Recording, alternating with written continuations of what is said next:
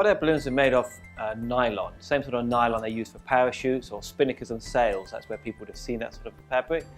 And the basic principle of hot air ballooning is you basically put hot air into the envelope, which is created by the burners, and the burners are fed by the propane that are in the cylinders in the basket. The size of a hot air balloon is based on the cubic feet of air that it holds. So anything from a 40,000 cubic feet, which would be a one-man balloon, to a 500,000 cubic feet, which would be a 20-man balloon for flying passengers, let's say, over the desert. But the balloons that will be flying in the World Air Games are going to be 1 to 2-man balloons, so they'll be between 65,000 cubic feet and 75,000 cubic feet. The limit of the balloon for passengers is based on the size of the balloon.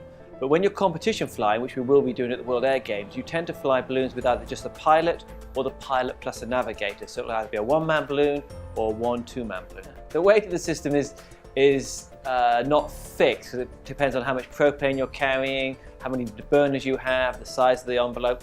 But you can pretty much go anywhere between 200 kilograms to 400 kilograms for the size of balloons that will be flying in the World Air Games. Propane is the best fuel that we use. Some countries use butane, propane mix, especially where it's hot, but here in Dubai we'll be using propane. Well, the launch sites for the competition will be based on where the director says, okay, we're going to be launching this day, and that will be determined by the wind direction. So he'll determine in the morning which way the wind's going to be blowing, which way he wants the balloons to fly, and then determine where the balloons will take off. And then from there the balloons will take off, use the winds to steer left or right to get to the targets, and then after they've reached the targets and they've dropped their markers, then they'll fly on and then land. So they'll land roughly in the same area, but not necessarily in the same spot. Anybody can pilot a hot air balloon, but obviously you need to be trained. It's like any flying aircraft. You can't just turn up, jump in and away you go. It's a little bit more technical than that. But it only requires about 16 hours worth of training, and then you can get your license, which is a pilot's license. Steering a balloon is a bit of a trick. We don't have any engines. We can't turn left or right when we decide that's where we want to go.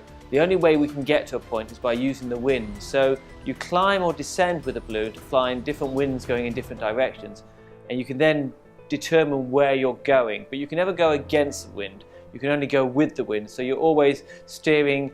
Steering is about 90 to 120 degrees worth of steerage from the ground winds to the higher winds. The speed of the balloon is determined by the wind speed of the day. So we can take off in no wind, and our maximum takeoff would be about 10 knots.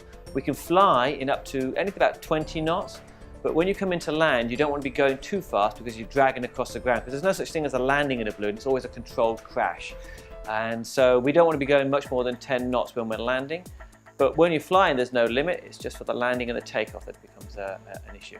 The best time of day to fly a balloon is in the morning and in the evening. So it's about sunrise we take off, and we fly between 1 to 2 hours after sunrise, and then we usually fly 1 to 2 hours before sunset. And we fly at those time of days because that's when it's the calmest, when the winds aren't so strong, when it's not so hot, it's not so thermic. So those are the best time of days to fly. The length of the flight is determined by how much gas you carry. So the more gas you carry, the longer you can fly. But an average flight is about an hour long. The cost of a hot air balloon is like saying how long is a piece of string. You can spend as much as you want. You can spend anything from, let's say, you get a basic system for 50,000 dirhams, and then you can go up from there and spend as much as you want, depending on how much complicated or how big the balloon is or how much artwork you have on it. All these have added costs. Once you've got a balloon, the operating costs are fairly cheap. All you're paying for is the propane and the petrol in the car, because obviously you have to be retrieved, somebody's following you. And then it's all manpower, so there's no cost of that. Other costs, insurance and the odd repair when you get it wrong. But once you've actually got the balloon, running costs very minimal compared to other flying aircraft. Can't fly in fog. The weather conditions that we can't fly in. Fog, because you can't see where you're going. Rain, because you just don't want to get wet. If it's too hot, you don't want to be out there, not because of the balloon, because it's just hot and sweaty. So this time of year, December, when we're having the World Air Games, is ideal, especially in Dubai, because it's cool, there's very little wind, which is ideal for ballooning, and very little rain. So yeah, for us, this time of year is going to be good, that's why we chose this time of year. Hi, my name is Mike Howard, and I will be representing the UAE in the hot air balloon division for the World Air Games, taking place on the 1st December to the 12th of December. So come on down and give us a wave while we're flying over. See you then.